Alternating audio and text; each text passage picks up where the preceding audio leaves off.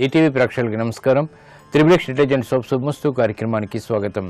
ఈనాడు శుభమస్తు కార్యక్రమంలోని గ్రహఫల మంచంలో గ్రహాల యొక్క స్థితిగతులు, వాటి యొక్క శుభాశుభ ఫలితాల గురించి పరిశీలిద్దాం. అలాగే ఈరోజు 12 రాశుల వారికి ఏ సంఖ్యలు కలిసి వస్తాయి, రంగుల యొక్క ప్రాధాన్యత, ఏ దేవతల్ని పూజించాలి, ఎటువంటి దేవతా స్తుతులు పఠించాలి, ముఖ్యంగా ఈరోజు 12 రాశుల వారు చేపట్టవలసినటువంటి కార్యక్రమాలు ఏమిటో తెలుసుకుందాం. సోమవారం నాడు అన్ని విధాలా మీకు అనుకూలించాలంటే ఎటువంటి ఆహార పదార్థాలు స్వీకరించాలో ఈనాటి ఆంతర్యంలో పరిశీలిద్దాం. ముందుగా నేటి పంచాంగ వివరాలు. శ్రీ మన్మథనామ సంవత్సరం పుష్యమాసం, ఉత్తరాయణం, హేమంత ఋతువు. ఈరోజు పుష్య బహుళ అష్టమి. సామాన్య కార్యక్రమాలకి పునఃప్రయత్నాలకి మాత్రమే పనికి వస్తుంది. అలాగే ఈరోజు వారం హిందూ వారం లేదా సోమవారం. ఈరోజు చేపట్టేటువంటి ఆధ్యాత్మిక కార్యక్రమాలు, పుణ్య కార్యక్రమాలు, ఇతరులకి ఉచితంగా చేసేటువంటి సేవాది కార్యక్రమాలు చంద్రుడి ద్వారా ఏర్పడేటువంటి రుగ్మతల్ని పోగొడుతుంది, మానసిక ప్రశాంతతను పెంపొందింపచేస్తుంది. ఈరోజు చేపట్టేటువంటి గోసేవ, అన్నదానం, వస్త్రదానం కూడా బాగా ఉపయోగపడతాయి, మానసిక ప్రశాంతతను పెంచుతాయి. ఇక ఈరోజు నక్షత్రం స్వాతి నక్షత్రం. ఈ స్వాతి నక్షత్రంలో ఈరోజు పుట్టేటువంటి వారికి ఏ పాదంలో పుట్టినప్పటికీ కూడా దోషం లేదు, శుభప్రదమైనది. అలాగే ఈ తర్వాత వచ్చేటువంటి నక్షత్రం విశాఖ నక్షత్రం. ఈ నక్షత్రంలో ఈరోజు పుట్టేటువంటి వారికి సామాన్య శాంతి తప్పనిసరి. ఈ స్వాతి నక్షత్రంలో పుట్టేటువంటి వారికి రాహు మహాదశతోటి ప్రారంభమవుతుంది. ప్రస్తుతం రాహు యొక్క స్థితి సింహక్షేత్ర స్థితి, గురువు యొక్క ఎత్తుంది. ఇది మంచి యోగాన్ని కలిగించడంలో సమర్థత కలిగి ఉంది. ఈ తర్వాత వచ్చేటువంటి నక్షత్రం విశాఖ నక్షత్రం. ఈ విశాఖ నక్షత్రంలో ఈ రోజు పుట్టేటువంటి వారికి గురు మహాదశతోటి ప్రారంభమవుతుంది. బృహస్పతి యొక్క యుతి రాహుతో ఉంది కాబట్టి ఇది ప్రతికూల పరిస్థితిని కలిగిస్తుంది. ఈ దోష నివృత్తికి ఏకాదశ పూర్వక రుద్రాభిషేకం సహకరిస్తుంది.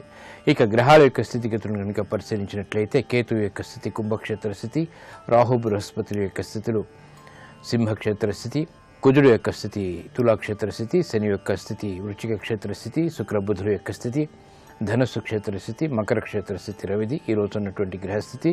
ఇక ఈరోజు 12 రాశుల వారికి ఏర్పడేటువంటి శుభాశుభ ఫలితాలను పరిశీలిద్దాం. ముందుగా మేషరాశి. ఈరోజు మేషరాశి వారిని పరిశీలించినట్లయితే సంబంధ బాంధవ్యాలు మెరుగవుతాయి, చేపట్టేటువంటి కార్యక్రమాలపై పట్టు బిగించగలుగుతారు, ఆర్థిక ఆసహనం నుంచి బయటికి రాగలుగుతారు, ఆకస్మిక అనుకూల మార్పులు ఆర్థికంగా కొనసాగుతాయి. వృత్తి, వ్యాపార, ఉద్యోగ సంబంధిత కార్యక్రమాల్లో ప్రోత్సాహాన్ని పెంపొందింపజేసుకునేటువంటి అవకాశాలు దగ్గరవుతాయి. పిల్లల విషయంలో శ్రద్ధ తప్పనిసరి. ఆర్థిక వ్యవహారాల్లో మెరుగైనటువంటి మార్పులు పారిశ్రామిక రంగం వారికి చేకూరుతాయి. వ్యవసాయ రంగం వారికి పురోభివృద్ధి ఉంటుంది. చేపట్టేటువంటి కార్యక్రమాల్లో ప్రోత్సాహాన్ని పెంపొందింపజేసుకోగలుగుతారు. ఆరోగ్య విషయంలో ఏర్పడినటువంటి ప్రతికూలత స్త్రీలకు ఉపశమనం కలిగిస్తుంది. నూతన కార్యక్రమాలని ఉత్సాహంతో చేపట్టగలుగుతారు. విద్యా సంబంధిత వ్యవహారాల్లో విద్యార్థులు రాణించగలుగుతారు. ఆర్థిక వ్యవహారాలు పారిశ్రామిక రంగం వారికి, వ్యాపార రంగం వారికి కూడా కొంతవరకు ఊరట కలిగిస్తాయి. నూతన కార్యక్రమాలు వైద్య వృత్తి వారు చేపట్టగలుగుతారు. అభివృద్ధికి చేపట్టేటువంటి కార్యక్రమాలు సాఫ్ట్వేర్ రంగం వారికి ఊరట కలిగిస్తాయి.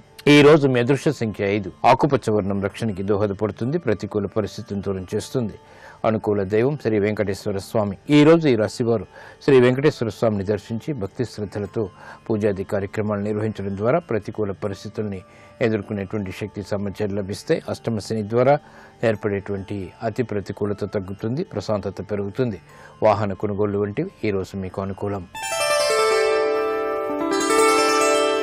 ఈ రోజు వృషభ రాశి వారిని పరిశీలించినట్లయితే మానసిక చాంచల్యం పెరుగుతుంది. వృత్తి, వ్యాపార, ఉద్యోగ సంబంధిత కార్యక్రమాల్లో జాగ్రత్తతో కూడినటువంటి నిర్ణయాలు తప్పనిసరి. కోర్టు సంబంధిత వ్యవహారాల్లో ఆశించినటువంటి ప్రయోజనాలను వెంటనే పొందలేకపోతారు. ఆర్థిక క్రమశిక్షణ లోపిస్తుంది, ఆరోగ్య క్రమశిక్షణ కూడా. అభివృద్ధికి చేపట్టేటువంటి కార్యక్రమాలు పారిశ్రామిక రంగం వారికి ఆటంకాలని కలిగిస్తాయి. విఘ్నాలతో కూడినటువంటి కార్యక్రమ నిర్వహణ వ్యాపార రంగం వారు కొనసాగించగలుగుతారు. ఆధ్యాత్మిక రంగం వారికి బాగా కలిసి వస్తుంది, నూతన ఉత్సాహం పెరుగుతుంది. మహిళలు శుభ పరిణామాన్ని గృహరీత్యా ఆస్వాదించగలుగుతారు. వృత్తిలో అభివృద్ధికి చేపట్టేటువంటి కార్యక్రమాలు సాఫ్ట్వేర్ రంగం వారికి కలిసి వస్తాయి. నూతన ఉత్సాహం ఉన్నప్పటికీ అనుచిత పరిస్థితులు కూడా వెన్నంటి ఉంటాయి. వైద్య వృత్తి వారికి అనుకూల పరిస్థితులు గోచరిస్తాయి. న్యాయవాద వృత్తి వారికి ఆశించినటువంటి ప్రయోజనాలు ఆర్థికంగా దక్కుతాయి. ఈ రోజు మీ అదృష్ట సంఖ్య 6. తెలుపు వర్ణం ప్రశాంతతను పెంచుతుంది, ప్రతికూల పరిస్థితులను దూరం చేస్తుంది. అనుకూల దైవం లక్ష్మీ నరసింహస్వామి. ఈ రోజు ఈ రాశివారు లక్ష్మీ నరసింహస్వామిని దర్శించి భక్తి శ్రద్ధలతో పూజాది కార్యక్రమాలు నిర్వహించడం ద్వారా సంకట పరిస్థితులు దూరమవుతాయి. గ్రహ అతి ప్రతికూలతని దూరం చేసుకోగలుగుతారు. ఆధ్యాత్మిక కార్యక్రమాలు ఈ రోజు మీకు అనుకూలం. ఈ రోజు మిథున రాశి వారిని పరిశీలించినట్లయితే దూర ప్రయాణాల ద్వారా ప్రయోజనాలు సాధించగలుగుతారు. ఆర్థిక వ్యవహారాల్లో ఏర్పడినటువంటి ప్రతికూలత తగ్గుతుంది. నూతన విధి విధానాలతో కూడినటువంటి కార్యక్రమ నిర్వహణ వ్యాపారపరంగా కొనసాగించగలుగుతారు. కార్యక్రమ నిర్వహణలో లోపాలు వెలుగులోకి వచ్చినప్పటికీ తిరిగి సరిదిద్దుకునేటువంటి అవకాశాలు కూడా వెనక్కి ఉంటాయి. ఆరోగ్య విషయంలో ప్రతికూలత కొనసాగుతుంది. ఖర్చులు ఉక్కిరిబిక్కిరి చేస్తాయి. వ్యాపార రంగం వారికి అధిక ఖర్చులు ఏర్పడతాయి. చేపట్టేటువంటి కార్యక్రమాలపై శ్రద్ధ తగ్గుతుంది. పారిశ్రామిక రంగం వారికి ఆచితూచి నిర్ణయాలు తీసుకోవాలి. సాఫ్ట్వేర్ రంగం వారికి చేపట్టేటువంటి కార్యక్రమాల్లో వ్యయం పెరుగుతుంది. ఆదాయాన్ని పెంపొందింప చేసుకునేటువంటి అవకాశాలు లభించినప్పటికీ ఉపయోగించుకోలేకపోతారు. కార్యక్రమ నిర్వహణలో వైద్య వృత్తి వారికి నైపుణ్యం పెరుగుతుంది. ఆశించినటువంటి ప్రయోజనాలు మహిళలు గృహరీత్యా పొందగలుగుతారు. నూతన కార్యక్రమాలని విద్యార్థులు ప్రారంభించగలుగుతారు. విద్యాపరమైనటువంటి విఘ్నాలని అధిగమించేటువంటి ప్రయత్నాలు ఊరట కలిగిస్తాయి. నూతన కార్యక్రమాలను న్యాయవాద వృత్తి వారు చేపట్టగలుగుతారు. అభివృద్ధికి చేపట్టేటువంటి కార్యక్రమాలు శ్రామిక రంగం వారికి దగ్గరవుతాయి. చేపట్టేటువంటి కార్యక్రమాల్లో ప్రోత్సాహం కలిసి వస్తుంది. ఈ రోజు మీ అదృష్ట సంఖ్య 9. ఎరుపు వర్ణం ధైర్యాన్ని కలిగిస్తుంది. ప్రతికూల పరిస్థితిని దూరం చేస్తుంది. అనుకూల దైవం ఆంజనేయ స్వామి. ఈ రోజు ఈ రాశి వారు శ్రీ ఆంజనేయ స్వామిని దర్శించి భక్తి శ్రద్ధలతో ఎర్రటి పుష్పాలతో పూజాది కార్యక్రమాలు నిర్వహించడం ద్వారా మనోధైర్యం పెరుగుతుంది. గ్రహ అతి ప్రతికూలతని అతిక్రమించేటువంటి పరిస్థితులు ఆనందాన్ని కలిగిస్తాయి. దూర ప్రయాణాలు ఈ రోజు మీకు అనుకూలం. ఆశించినటువంటి ప్రయోజనాలని పొందగలుగుతారు. ఈ రోజు కర్కాటక రాశి వారిని పరిశీలించినట్లయితే ఆరోగ్య విషయంలో చిరు సమస్యలు తలెత్తుతాయి. నూతన కార్యక్రమాలను వేగవంతంగా ప్రారంభించలేకపోతారు. గతంలో కన్నా మెరుగైనటువంటి పరిస్థితులు ఆర్థికంగా ఉన్నప్పటికీ ఆశించినటువంటి ప్రయోజనాలని విఘ్నాలతో కూడినటువంటి విషయాల ద్వారా సంపాదించుకోగలుగుతారు. నూతన కార్యక్రమాలు గృహరీత్యా ప్రారంభించగలుగుతారు. పిల్లల విషయంలో పేచీలు ప్రారంభమవుతాయి. నూతన కార్యక్రమాలు వ్యాపారపరంగా కూడా ప్రారంభించగలుగుతారు. వ్యాపార అభివృద్ధికి చేపట్టేటువంటి కార్యక్రమాలు వ్యాపార రంగం వారికి కలిసి వస్తాయి. పారిశ్రామిక రంగంలో పురోగవృద్ధి ఉంటుంది. నూతన కార్యక్రమాలు గృహరీత్యా మహిళలు చేపట్టగలుగుతారు. విద్యార్థులు ఆటంకాలతో కూడినటువంటి విజయాలు సాధించగలుగుతారు. కార్యక్రమ నిర్వహణలో నైపుణ్యం వైద్య వృత్తి వారికి ఏర్పడుతుంది. సాఫ్ట్వేర్ రంగం వారికి అనుకున్నవి సాధించేటువంటి పట్టుదల పెరుగుతుంది. ఆర్థిక విజయాలు కూడా వెనంటి ఉంటాయి.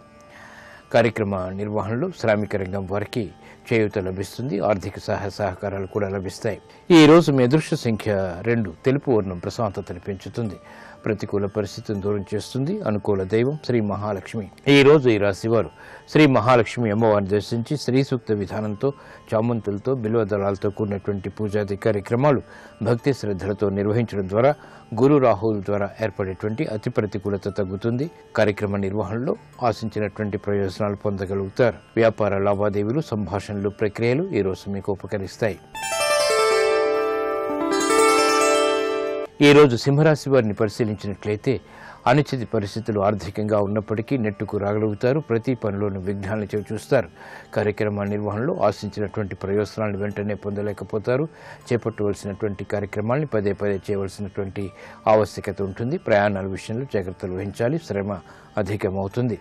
పారిశ్రామిక రంగం వారికి చేపట్టేటువంటి కార్యక్రమాల్లో ఆర్థిక వ్యవహారాల్లో జాప్యాలు కొనసాగుతాయి. నూతన కార్యక్రమాలను వ్యాపార రంగం వారు వెంటనే ప్రారంభించలేకపోతారు.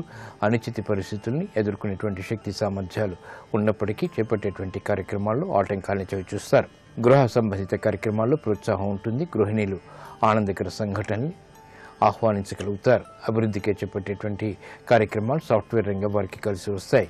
నూతన ఆదాయాన్ని పెంపొందింప చేసుకునేటువంటి కార్యక్రమ నిర్వహణ కొనసాగించగలుగుతారు.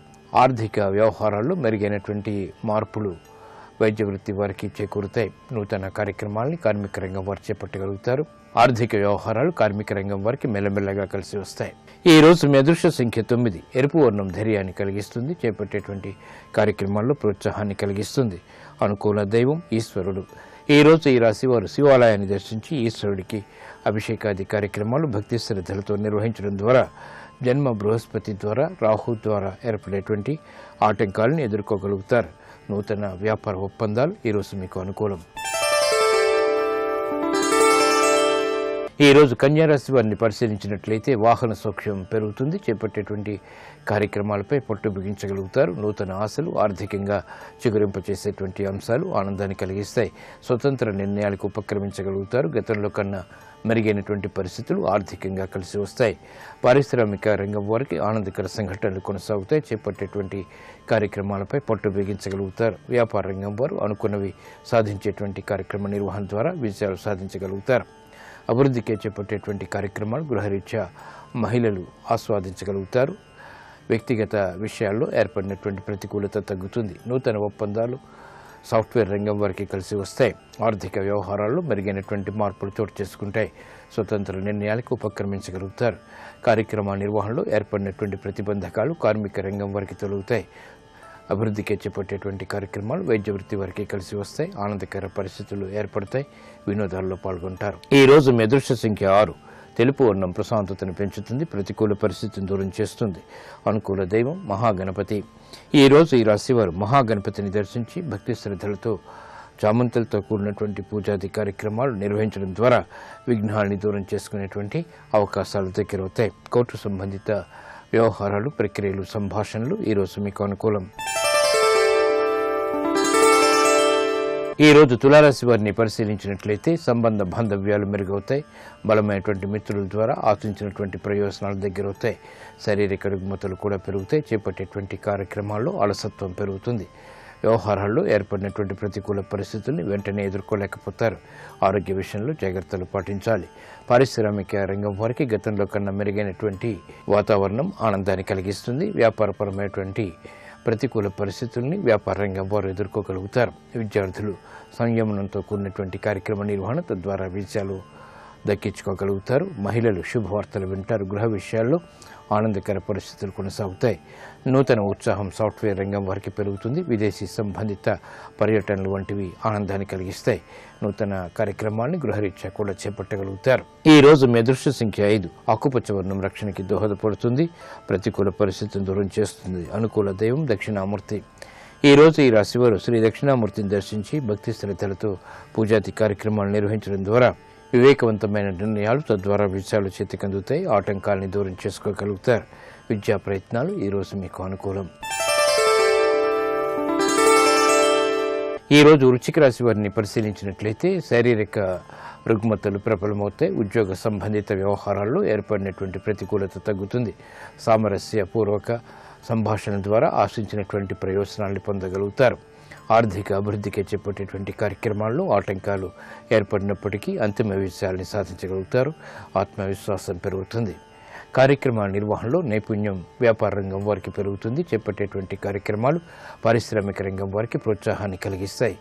విద్యా సంబంధిత వ్యవహారాల్లో విజయాలు విద్యార్థులు సాధించగలుగుతారు. మహిళలు ఆరోగ్య విషయంలో ఏర్పడినటువంటి ప్రతికూలతను దూరం చేసుకునేటువంటి కార్యక్రమాలు ముమ్మరం చేయగలుగుతారు. వ్యవహారాల్లో చుక్కెదురు పరిస్థితుల్ని అధిగమించగలుగుతారు. సంతోష వార్తలు వింటారు. చేపట్టేటువంటి కార్యక్రమాలు సాఫ్ట్వేర్ రంగం వారికి కలిసి వస్తాయి. ఆర్థిక పురోగతి ఉంటుంది. నూతన ఒప్పందాలు కూడా కలిసి వస్తాయి.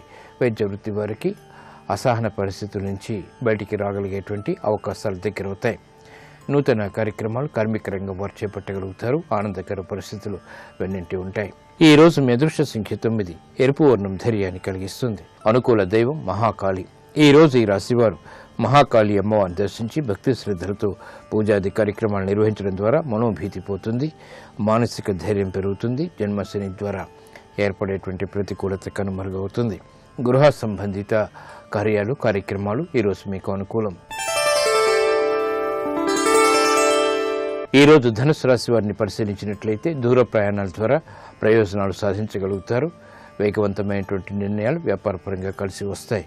ఆర్థిక వ్యవహారాల్లో ఖర్చులు పెరిగినప్పటికీ ఆదాయం కూడా వెనంటి ఉంటుంది. మానసిక శారీరక రుగ్మతల్ని దూరం చేసుకునేటువంటి ప్రయత్నాలు కలిసి వస్తాయి. పారిశ్రామిక రంగం వారికి అభివృద్ధికి చేపట్టేటువంటి కార్యక్రమాలు కలిసి వస్తాయి. నూతన విధి విధానాలతో కూడినటువంటి కార్యక్రమాన్ని సునాయాసంగా ప్రారంభించగలుగుతారు.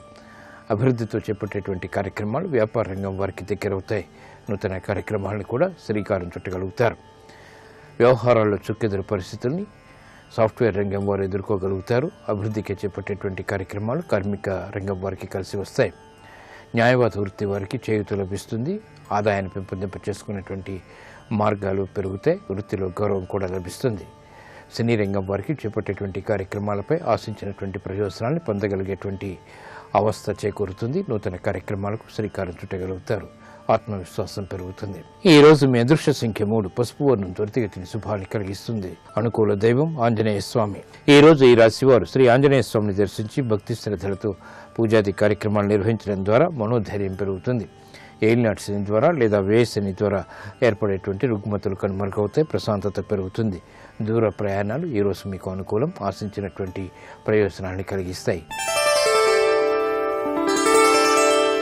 ఈరోజు మకర రాశి వారిని పరిశీలించినట్టయితే ఆర్థిక వ్యవహారాల్లో మెరుగైనటువంటి మార్పులకే చేసేటువంటి ప్రయత్నాలు ఊరట కలిగిస్తాయి. ఆధిక్యతతో కూడినటువంటి కార్యక్రమ నిర్వహణ కొనసాగించగలుగుతారు. బలమైన మిత్రుల ద్వారా లబ్ధి చేకూరుతుంది. చేపట్టేటువంటి కార్యక్రమాలపై పట్టు బిగించడానికి చేసేటువంటి ప్రయత్నాలు కలిసి వస్తాయి. నూతన కార్యక్రమాన్ని గృహరీత్యా కూడా ప్రారంభించగలుగుతారు. ఆశించినటువంటి ఆర్థిక సహాయ సహకారాలని క్రమక్రమంగా పొందగలుగుతారు. ఆర్థిక వ్యవహారాలు పారిశ్రామిక రంగం వారికి ఆనందాన్ని కలిగిస్తాయి. వ్యవసాయ రంగం వారికి చేపట్టేటువంటి కార్యక్రమాల్లో ప్రోత్సాహం లభిస్తుంది. నూతన ఆదాయాన్ని పెంపొందింప చేసుకోగలుగుతారు. కార్మిక రంగం వారికి అభివృద్ధి గోచరిస్తుంది. శ్రమతో కూడినటువంటి విజయాలు సాధించగలుగుతారు. అభివృద్ధికే చేపట్టేటువంటి కార్యక్రమాలు వ్యాపార రంగం వారికి ఆశించినటువంటి ప్రయోజనాలను కలిగిస్తాయి. స్త్రీలు శుభవార్తలు వింటారు. గృహ సంబంధిత కార్యక్రమాల్లో ఏర్పడినటువంటి అనిశ్చిత పరిస్థితులు తగ్గుతాయి. నూతన కార్యక్రమాన్ని సాఫ్ట్వేర్ రంగం వారు ప్రారంభించగలుగుతారు. ఆదాయంలో అవకతవకలు ఉన్నప్పటికీ తిరిగి సద్దుమణుగుతాయి. ఈ రోజు మీ అదృష్ట సంఖ్య 2. తెలుపు వర్ణం ప్రశాంతతను పెంచుతుంది, ప్రతికూల పరిస్థితిని దూరం చేస్తుంది. అనుకూల దైవం దక్షిణామూర్తి. ఈ రోజు ఈ రాశివారు శ్రీ దక్షిణామూర్తిని దర్శించి భక్తి శ్రద్ధలతో చామంతులతో కూడినటువంటి పూజాది కార్యక్రమాలు నిర్వహించడం ద్వారా ధీశక్తి పెరుగుతుంది, ఆలోచన సంపత్తి పెరుగుతుంది. తద్వారా మంచి నిర్ణయాలు, తద్వారా విజయాలు సాధించగలుగుతారు. సమస్యలకు పరిష్కారాలు పొందగలుగుతారు. ఆర్థిక లావాదేవీలు, సంభాషణలు, ప్రక్రియలు ఈరోజు మీకు అనుకూలం. ఈరోజు కుంభరాశి వారిని పరిశీలించినట్లయితే ఆర్థిక క్రమశిక్షణ పెరుగుతుంది. చేపట్టేటువంటి కార్యక్రమాలపై పట్టు బిగించగలుగుతారు. నూతన కార్యక్రమాన్ని వేగవంతంగా ప్రారంభించగలుగుతారు. ఐక్యత పెరుగుతుంది. కుటుంబ వ్యవహారాల్లో ఏర్పడినటువంటి ప్రతికూలత తగ్గుతుంది. ప్రాధాన్యత పెరుగుతుంది. అభివృద్ధికి చేపట్టేటువంటి కార్యక్రమాలు గృహ విషయాల్లో కూడా కలిసి వస్తాయి. వ్యాపార రంగం వారికి ఆర్థికపరమైనటువంటి అంశాలు ఆనందాన్ని కలిగిస్తాయి. నూతన ఒప్పందాలు, తద్వారా విజయాలు చేజిక్కించుకునేటువంటి ప్రయత్నాలు కలిసి వస్తాయి. పారిశ్రామిక రంగం వారికి వ్యాపార విస్తరణ వంటివి లాభిస్తాయి. నూతన కార్యక్రమాన్ని సాఫ్ట్వేర్ రంగం వారు ప్రారంభించగలుగుతారు. ఆదాయం పెరుగుతుంది. మిత్రుల ద్వారా లబ్ధి చేకూరుతుంది. చేపట్టేటువంటి కార్యక్రమాలు వ్యవసాయ రంగం వారికి కలిసి వస్తాయి. సినీ రంగం వారికి చేపట్టేటువంటి కార్యక్రమాలు ప్రోత్సాహం ఉంటుంది. నూతన అవకాశాలు, తద్వారా విజయాలు సాధించగలుగుతారు. ఆత్మవిశ్వాసం పెరుగుతుంది. ఈ రోజు మీ అదృష్ట సంఖ్య 5. ఆకుపచ్చ వర్ణం రక్షణకి దోహదపడుతుంది, ప్రతికూల పరిస్థితులను దూరం చేస్తుంది. అనుకూల దైవం శ్రీ మహాలక్ష్మి. ఈ రోజు ఈ రాశివారు శ్రీ మహాలక్ష్మి అమ్మవారిని దర్శించి భక్తి శ్రద్ధలతో, చామంతులతో, బిల్వదళాలతో కూడినటువంటి పూజాది కార్యక్రమాలు ఆర్థిక వ్యవహారాల్లో అభివృద్ధిని కలిగిస్తుంది. వేగవంతమైన అనుకూల ఆర్థిక మార్పుల ద్వారా ఆనందం లభిస్తుంది. నూతన వ్యాపార ఒప్పందాలు ఈరోజు మీకు అనుకూలం.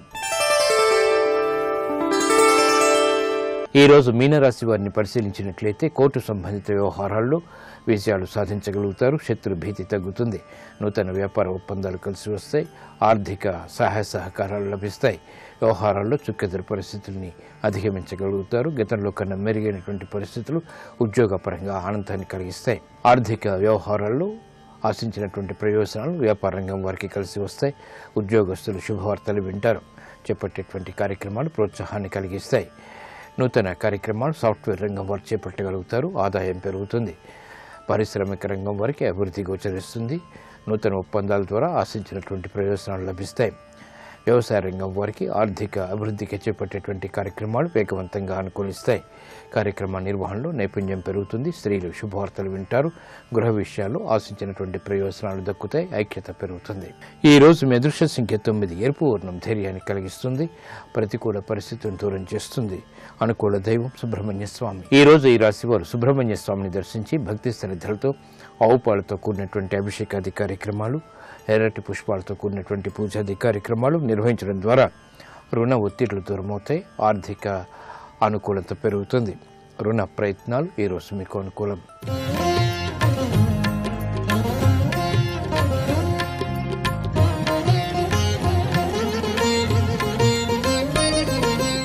ఆహారం యొక్క ప్రభావం ఆలోచన విధానాలపై ఉంటుంది. తద్వారా విజయాలపై కూడా ఉంటుంది. మరి సోమవారం నాడు మనకు అనుకూలించాలంటే ఎటువంటి ఆహార పదార్థాలు స్వీకరించాలో ఈనాటి ఆంతర్యంలో పరిశీలిద్దాం.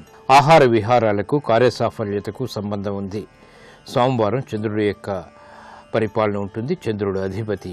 చంద్రగ్రహ శాంతి కోసం జ్యోతిష్ శాస్త్రం పలు మార్గాల్ని సూచించింది. ఈ మార్గాల్లో అన్నిటినీ లేదా కొన్నిటినైనా పాటించడం వల్ల చంద్రగ్రహ కృపకు పాత్రులు కావచ్చు. చంద్రగ్రహం అనుకూలత సాధించడానికి ఎలాంటి ఆహార పదార్థాలు స్వీకరించాలో పరిశీలిద్దాం. చంద్రుడు మనఃకారకుడు, జలతత్వానికి ప్రతినిధి, స్త్రీగ్రహం. మానసిక పరిస్థితిపై చంద్రుని ప్రభావం అధికంగా ఉంటుంది. జీవితంలో ఆనందం, ప్రసన్నత, ఆరోగ్యం మనస్సుపైన ఆధారపడి ఉంటాయి.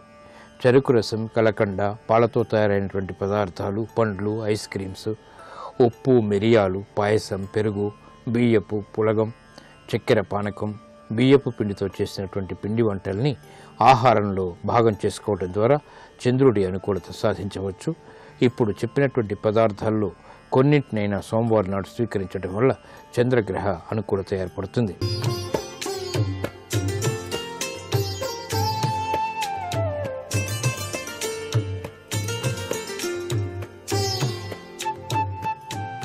XXX డిటర్జెంట్ సోప్ శుభమస్తు కార్యక్రమంలో గృహబలం అంశానికి స్వాగతం.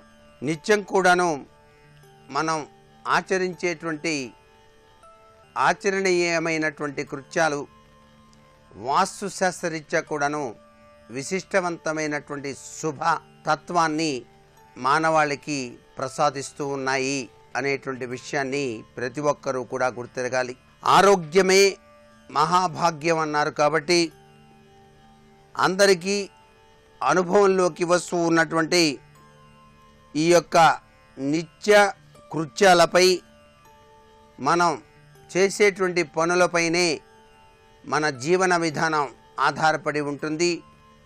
ఆరోగ్యాలు కూడాను మనకు సిద్ధించడానికి మనం ఆచరించేటువంటి నిత్య కృత్యాల యొక్క ప్రభావంపైనే ఆధారపడి ఉంటాయి. ఉదయాన్నే నిద్ర లేవగానే కరదర్శనం అనేటువంటిది చేసుకొని నిద్ర లేవటం సర్వోత్తమ శుభ ఫలితాన్ని కలిగింపచేస్తుంది మానవాళికి. ఆ కరదర్శనం ఎందుకు చేసుకోవాలి అంటే లక్ష్మీదేవి, విష్ణుమూర్తి ఈ యొక్క హస్తంలోనే ఉన్నారు అనేటువంటి భావనా పరంపరతో కరదర్శనం చేసుకోవాలి. అలాగే నిద్ర నుంచి లేస్తూనే తూర్పు దిశగా గనక నడిచినట్లయితే సర్వే సర్వత్రా శుభదాయకం జరుగుతుంది. ఆ రోజు పనులన్నీ కూడాను సానుకూల తత్వంలో విరాజిలింప చేసుకోవడానికి ఆస్కారం అత్యధికంగా ఉంటుంది. అలాగే పంచతత్వాల సమన్వయం కూడాను మన శరీరానికి చాలా అవసరం. దాని రీత్యా ఉదయం వేళ తప్పకుండా కొద్దిసేపు అటు ఇటు తిరగాలి, మంచినీళ్లు తాగాలి. ఆరు బయట స్థలంలో గనక తిరిగినట్లయితే శరీరంలోని గాలి, నీరు, ఆకాశతత్వాలు సమతూకంలో ఉంటాయి. చెప్పులు వేసుకోకుండా ఉట్టి కాళ్లతో నేల మీద నడిస్తే పృథ్వీ, అగ్నితత్వాల కలయిక జరుగుతుంది. దానితో పంచతత్వాల మధ్య సరైనటువంటి సమన్వయం ఏర్పడుతుంది సుమా అనేటువంటి విషయం వాస్తుశాస్త్రరీత్యా కూడాను ఆరోగ్యప్రదమైన జీవితానికి ముఖ్యాంశంగా ప్రతి ఒక్కరూ కూడా గుర్తెరగాలి. అలాగే మనం నిత్యం కాలకృత్యాలు తీర్చుకుంటూ ఉంటాం. దంతధావనం చేసేటప్పుడు ఎటువంటి పరిస్థితుల్లోనూ కూడాను దక్షిణం, పడమర వైపు తిరిగి దంతధావనం చేసుకోరాదు అనేటువంటి ముఖ్యమైన విషయం గుర్తెరగండి. ఉత్తర దిశగా తిరిగి దంతధావనం చేయటం సర్వే సర్వత్రా కూడాను శుభదాయకం. అలాగే మీరు ఆ యొక్క నిత్యకృత్య విషయాల్లో కూడాను ఎక్కువగా సహకరించేటువంటి దిశ ఉత్తర దిశగా గుర్తుపెట్టుకోవాలి. దక్షిణం, పడమర దిశలు ఈ యొక్క కాలకృత్యాల విషయంలో పాటించకూడదు సుమా అనేటువంటి విషయాన్ని గుర్తుపెట్టుకోండి. స్నానాదులు ఆచరించేటప్పుడు కూడాను తూర్పు లేక ఉత్తర దిక్కుకు ముఖం చేసి చక్కగా కూర్చొని మాత్రమే స్నానాన్ని ఆచరించాలి. నుంచొని కూడా స్నానాన్ని ఆచరించవచ్చు, తప్పు లేదు. అలాగే పురుషులు క్షురకర్మ చేయించుకునేటప్పుడు కూడాను ఎక్కువగా తూర్పు లేక ఉత్తర దిక్కు ముఖం పెట్టి క్షురకర్మ ఆచరించడం చాలా మంచిది. స్నానం చేసేటువంటి విషయంలో కూడా దక్షిణాభిముఖంగా కానీ ఉత్తరాభిముఖంగానే ఉండాలి. ముఖం మాత్రమే కడుక్కుంటే పడమర వైపుకు తిరిగి కడుక్కోవాలి. స్నాన సమయంలో మామూలుగా తల మీద నీళ్లు అందరూ కూడా మొట్టమొదటిసారిగా పోసుకుంటారు. విశేష స్థితిలో ముందుగా కాళ్ళు కడుక్కుంటారు. అందుచేత మొట్టమొదటిసారిగా కాళ్ళపైన నీరు పోసుకోవాలి. తరువాతనే శరీరం అంతా కూడాను నీరు పోసుకోవడం ఉత్తమోత్తమైన పద్ధతిగా మనకు వాస్తుశాస్త్రం తెలియజేస్తుంది. పూజ, ధ్యానం, స్వాధ్యాయ సమయాల్లో తూర్పు ముఖంగా కూర్చొని పూజ చేయటం సర్వత్రా కూడాను శుభదాయకవంతమైన ప్రభావాన్ని కలిగింపజేస్తుంది సుమా. అలాగే మనం భోజనం చేసేటప్పుడు కూడాను వాస్తుశాస్త్రాన్ని పాటించడం సర్వత్రా కూడాను శుభదాయకం. భోజన సమయంలో తూర్పు ముఖంగా కానీ ఉత్తర ముఖంగా కానీ కూర్చోవాలి. పశ్చిమ దిశలో మధ్య భాగం భోజనం చేయడానికి ఉపయుక్తంగా ఉంటుంది. ఆ స్థానంలో కూర్చొని భోజనం చేస్తే ఎటువంటి ఆహారమైనా సరే అరుగుతుంది. ఒక మూలకు కూర్చొని ఎప్పుడూ కూడా భోజనం చేయకూడదు. అది ఏ మూలైనా సరే పనికిరాదు. వాస్తుశాస్త్రరీత్యా చాలా బాగా ముఖ్యమైనటువంటి విషయంగా గుర్తిరగాలి. ప్రతివారు కూడా మూలకు కూర్చొని భోజనం చేయకూడదు. తూర్పు ముఖంగా కూర్చొని భోజనం చేస్తే మనిషి యొక్క ఆయుష్ పెరుగుతుంది. దక్షిణ ముఖంగా కూర్చొని తింటే ప్రేతతత్వం సంప్రాప్తిస్తుంది. పశ్చిమ ముఖంగా భోజనాధికాలను కూర్చుంటే రోగాల పాలవుతారు. ఉత్తరం వైపుకు కూర్చొని తింటే ఆయుష్ పెరుగుతుంది, ధనం కూడా ప్రాప్తిస్తుంది. తలకు వస్త్రం చుట్టుకొని కానీ బూట్లు చెప్పులు తొడుక్కొని కానీ భోజనం చెయ్యకూడదు సుమా. ఇవన్నీ కూడా వాస్తుశాస్త్రంలో భోజన విధిరీత్యా పాటించవలసినటువంటి ముఖ్య సూత్ర ప్రాతిపదికలుగా ప్రతి ఒక్కరూ గ్రహించండి. అలాగే చదువుల గది విషయంలో కూడా వాస్తుశాస్త్రం మనకు చాలా చక్కగా విశదీకరించింది. చదువుకునేటువంటి దిక్కు ఎక్కువగా వాయువ్య దిశలో ఉండటం సర్వత్రా శుభదాయకం. మరికొన్ని ముఖ్యమైనటువంటి విషయాలు రేపటి శుభమస్తు కార్యక్రమంలో తెలుసుకుందామా? మరి సర్వే జనా సుఖినో భవంతు.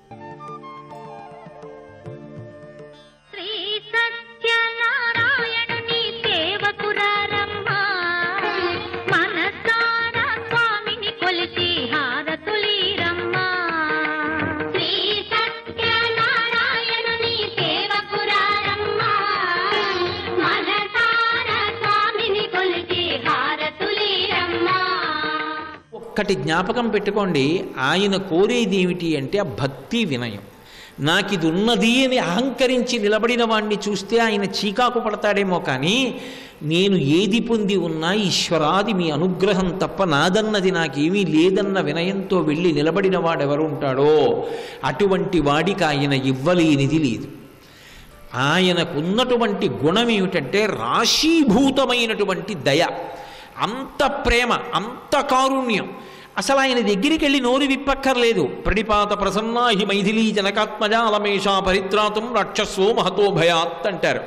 ఒక్కసారి ఈ కొండ మీదకి వచ్చి ఇలా నేల మీద పడిపోతే చాలు, ఇలా రెండు చేతులు ఎత్తి ఓ నమస్కారం చేస్తే చాలు, హే సత్యనారాయణ భగవన్ అంటే చాలు, ఏమీ అనక్కర్లేదు, అలా నిలబడితే చాలు, ఆయన అనుగ్రహిస్తారు. ఇక్కడ కాదు, ఎక్కడైనా సరే, ఎక్కడ నిలబడి ఆయనని స్మరించినా సరే ఆయన రక్షణ ఉంటుంది. అందుకే ఆయన అంతటి దయ కలిగిన వాడు లోకంలో లేడు. ఎన్ని ఉండనివ్వండి, దయ అన్నది ఒక్కటి లేదనుకోండి, అప్పుడు అవతలవాడి బాధ యువతలవాడి సంతోషానికి కారణమవుతుంది. నా దగ్గర ఎంతో అన్నం ఉంది, అవతలవాడు ఆకలితో అల్లాడిపోయి నేల మీద పడి దొర్లుతున్నాడు, పట్టెడన్నం దొరికితే చాలని.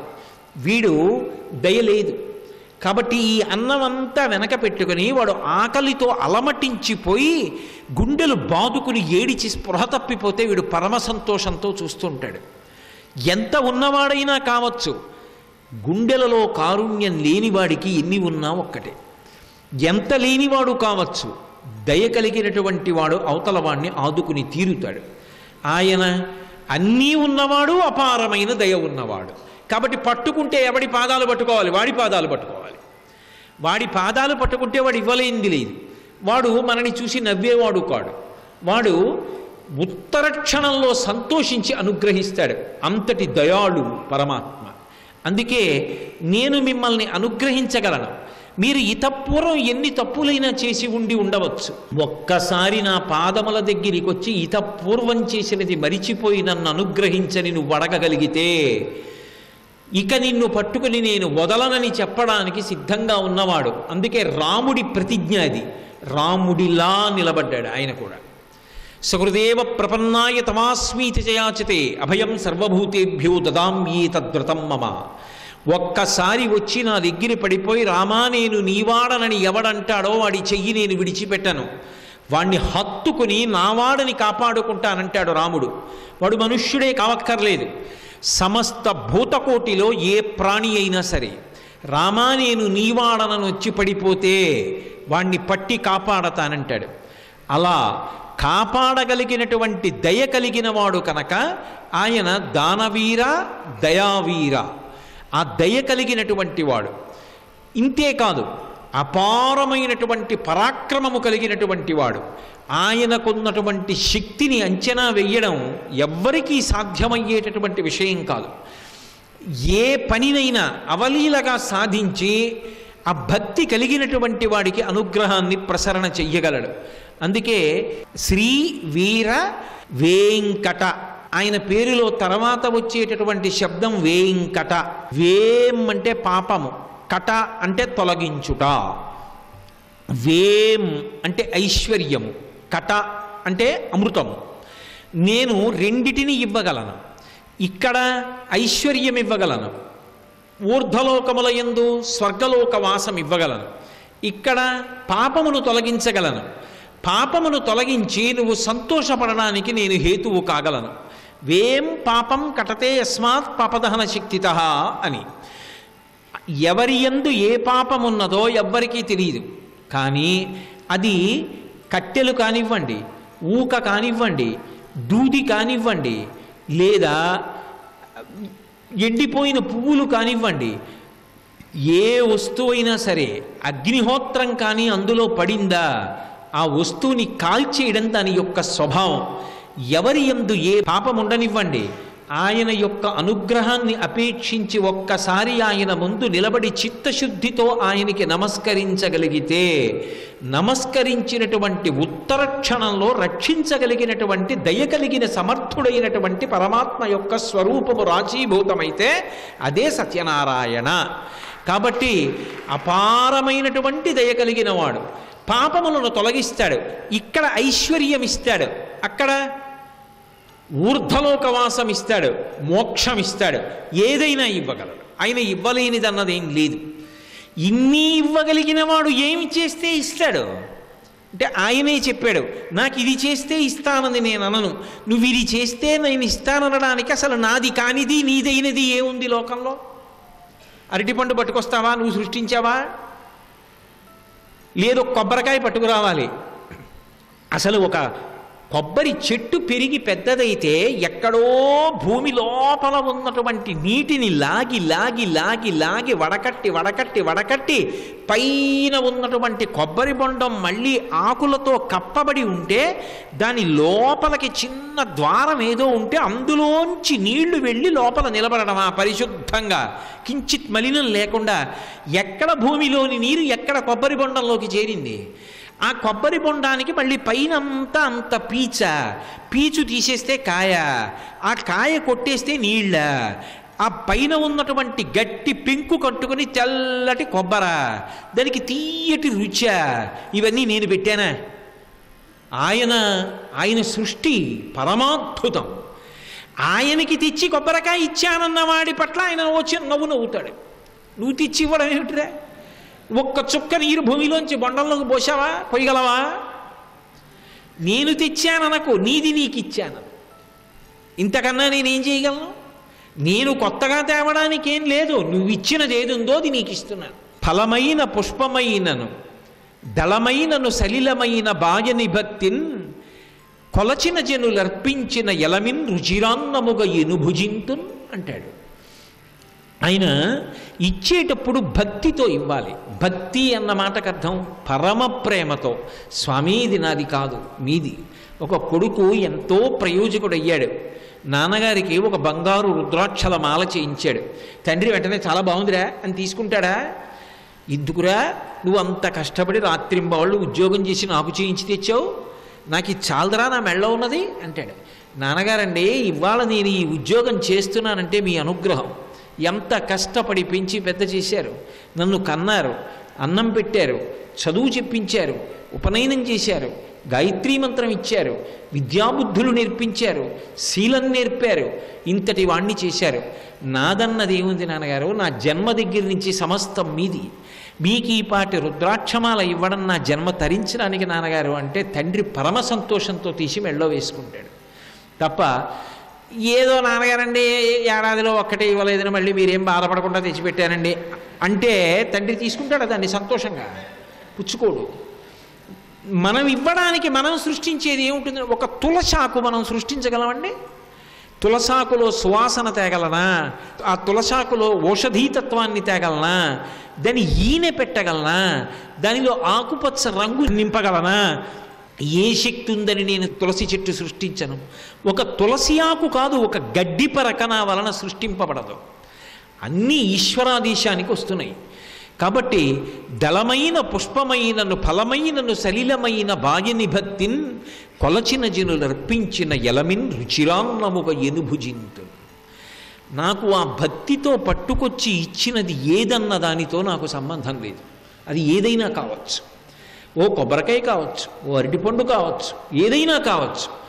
పరమ ప్రేమతో నాకు పట్టుకొచ్చినది ఇచ్చినది ఏది ఉన్నదో అది ఎంతో సంతోషంతో నేను తింటానన్నాడు. అందుకే ఆయన అంతటి ప్రేమ కలిగిన వాడు లేడు. అందుకే దయావీరుడయ్యాడు మహానుభావుడు. అంతటి ప్రేమైకమూర్తి. ఆయన ఇవ్వగలిగినది చెప్పలేం. ఇవన్నీ ఒక నామంతో ఒక నామం కలిసిపోతుంటాయి. అందుకే కదా కుచేలోపాఖ్యానంలో ఏం పట్టుకెళ్ళాడు? అయ్యో మిత్రుడి దగ్గరికి ఎడుతున్నారు, ఇవ్వడానికి ఏమీ లేవని ఇన్ని అటుకులు. ఆయనకి ఉత్తరీయం కూడా లేదు పాపం వేసుకోవడానికి కుచేలుడికి. ఖండోత్తరీయుండు, చిరిగిపోయినటువంటి ఉత్తరీయపు ముక్క ఒకటి వేసుకున్నాడు. గట్టిగా లాగితే అది పిట్లిపోతుంది ఆ ఉత్తరీయం, అంత పాతది. అందులో వేసి జాగ్రత్తగా ముడి వేసి మూట కట్టింది కుచేలుడి భార్య సుశీల. అది పట్టుకుని వెళ్ళాడు. తీరా వెళ్ళిన తర్వాత కృష్ణ పరమాత్మ యొక్క మహదైశ్వర్యాన్ని చూసి ఈ అటుకులు ఇస్తే ఏం బాగుంటుందని ఇవ్వలేదు. కృష్ణుడు వెతుక్కున్నాడు. నా కోసం ఏదో తెచ్చుంటావు అని ఒళ్ళంతా వెతికి ఉత్తరీయంలో ఉన్నటువంటి అటుకులు తీసుకుని, అబ్బా ఎంత గొప్ప అటుకులు తెచ్చావో నాకు ఇష్టమని అని ఇలా కుడి చేతిలో పట్టుకున్న అటుకులు నోట్లో పోసుకుని పరపర పరపర నవిలాడు. నవిలి మళ్ళీ రెండో మాటు పోసుకున్నాడు. పక్కన రుక్మిణీదేవి చూస్తోంది. ఆవిడే ఆదిలక్ష్మి. అనగా ఆదిలక్ష్మి అయిన రుక్మిణితోడ క్రీడ సల్పుచున్న కృష్ణు చూచి పట్టణంబులోని ప్రజలుల్లసిల్లిరి ప్రీతులగుచు ముక్త భీతులగుచు అంటారు పోతన గారు. ఆదిలక్ష్మియే రుక్మిణీదేవిగా వచ్చింది. గబగబా వచ్చి ఇలా చేపట్టుకుంది కృష్ణుడిది. మురహరుడు పిడికెటటుకుల కరమొప్పగ నారగించి కౌతూహలి అయి మరి యొక్క పిడికెడు కొన తత్కరమప్పుడు పట్టె కమల కరకమలమునన్ అన్నారు పోతన గారు. ఇలా ఠక్కుని చెయ్యట్టుకుంది. ఏమన్నాడు? ఇక తినకండి. ఎందుకు తినద్దు అన్నాడు. ఒక్క పిడికెడు అటుకులు కుచేరుడు తెచ్చినవి ప్రీతితో తిన్నందుకు మీరు ఏమిచ్చారో నాకు తెలుసు, మీకు తెలుసు. ఇంకొక్క పిడికెడు తింటే మీరేమిచ్చేస్తారో నాకు భయం. నన్ను మిమ్మల్ని కలిపి కూడా ఇచ్చేస్తారు. అందుని వద్దు, చాలు ఒక్క పిడికెడని. కుచేలుడికి తెలియదు ఏమిచ్చాడు, అడగలేదు కూడా. సంతోషంతో వెళ్ళిపోయాడంతే ఇంటికి. నేను అడగాల, నాకు ఇవ్వలేదు ఆయన ఎందుకు ఇవ్వలేదని ఆలోచించాడు. ఓ అర్థమైంది, నాకు ఇస్తే ఎన్న దరిద్రుడు సంపదాంతుడై ఆనక తన్ను చేరడని కాక శ్రితార్తిహరుండు. ఆయన నిజంగా ఇవ్వాలనుకుంటే ఇవ్వగలడు, ఎందుకు ఇవ్వలేదో నాకు అర్థమైంది. అది భక్తి అంటే. ఇవ్వలేదని కోపగించడం కాదు, ఐశ్వర్యం ఇస్తే ఇన్నాళ్ళు దరిద్రంలో ఉన్నవాణ్ణి ఐశ్వర్యం చూసి కళ్ళు మూసుకుపోయి భగవంతుణ్ణి మరిచిపోతానని నాకేమి ఇవ్వలేదు, నా మీద ఎంత ప్రేమో అని గంతులేసుకుంటూ ఇంటికి వెళ్ళాడు.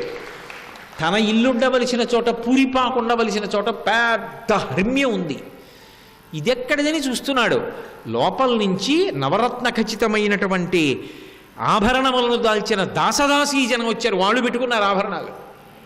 ఇంకొక కులకాంత బయటికి వచ్చి ఆయన కాళ్ళకి నమస్కారం చేసింది. ఎవరు ఇంత పెద్ద పట్టు చీర కట్టుకుని ఇన్ని నగలు పెట్టుకుని నాకు నమస్కారం పెడుతోంది అనుకున్నాడు. తన భార్యే. మన ఇల్లే రెండెల్లో లోపలికి తీసుకెళ్ళింది. ఏ సమయంలో కృష్ణుడు పిడికిడు అటుకులు తన నోట్లో పోసుకున్నాడో ఆ సమయంలోనే కుచేలుడికి ఇంత ఐశ్వర్యాన్ని ఇచ్చేశాడు. ఆయన ప్రీతికి కారణమేమి? భక్తి.